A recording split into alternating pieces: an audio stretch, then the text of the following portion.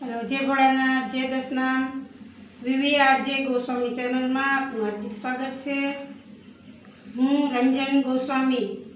આજે નાના બાળકોને કાનમાં રસી નીકળતા હોય તો શું કરવું તેના વિશે ઘરગથ્થુ ઈલાજ શું કરી શકાય એના વિશે વાત લઈને આવી છું।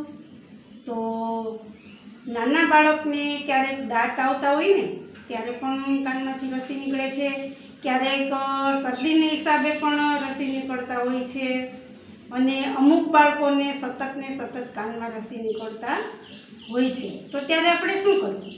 ડૉક્ટર પાસે તો જઈએ જ, પણ છતાં આપણે બાળકને કાનમાં એકદમ ખબાકા નીકળવા માટે દુખતો હોય તો તાત્કાલિક શું કરવું? તો આપણા ઘરમાં એટલે કે રસોડામાં લસણ તો હોય જ।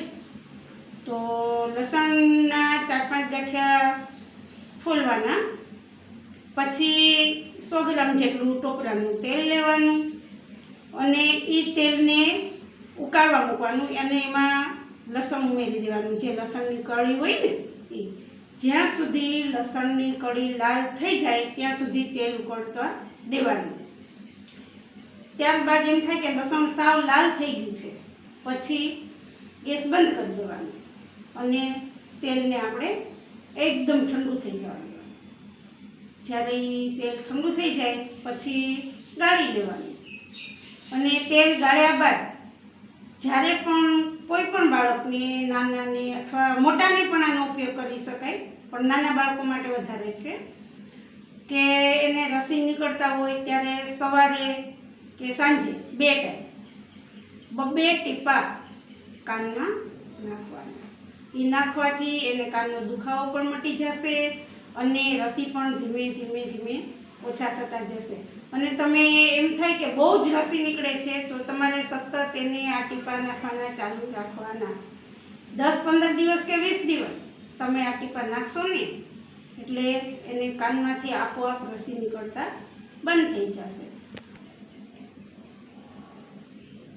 તો જો આ આપણે ટીપા નાખવા એ બરાબર છે, પણ તમને ન સમજાયું હોય તો હું ફરીથી વાત કરું છું। તમારે જો તાત્કાલિક ક્યારેક એમ હોય કે ભાઈ બાળકને બહુ જ રસી નીકળે, બહુ દુખે છે, તો તાત્કાલિક શું કરવું? તો 2-5 લસણની કળી લઈ અને થોડુંક એવું તેલ લઈ અને ઉકાળીને પણ તમે કરી શકો છો તાત્કાલિક ઉપાય। પણ આપણે એમ થાય કે નહીં એને સતત નીકળે જ રાખે છે તો પછી મેં પહેલાં કીધું એમ વળી ફરીથી પાછી કહું છું કે ભાઈ 4-5 લસણના મોટા ગાંઠિયા લેવાના, એ ફોલી અને એની કળી કાઢી લેવાની લસણની ને બધી આખી કળી ગેસ ઉપર તેલ 100 ગ્રામ તેલ લેવાનું ટોપરાનું, એ તેલ ઉકળવા મૂકવાનું અને તેલ ઉકળવા માંડે એટલે એમાં બધી લસણની કળી ઉમેરી દેવાની।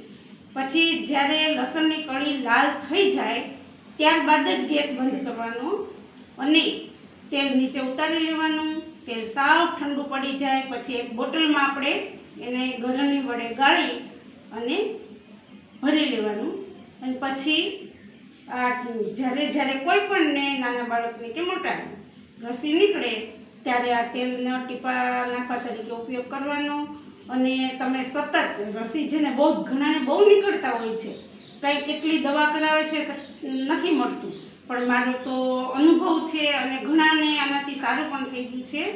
તો આ ટીપા છે એ 10-15 દિવસ કે 20 દિવસ માટે સતત સવાર સાંજ નાખવાના।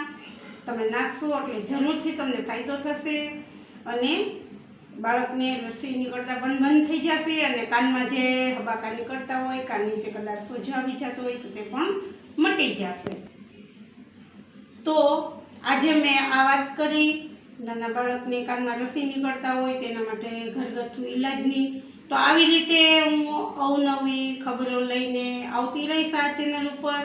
તો મારી ચેનલનું નામ છે વીવીઆરજે ગોસ્વામી।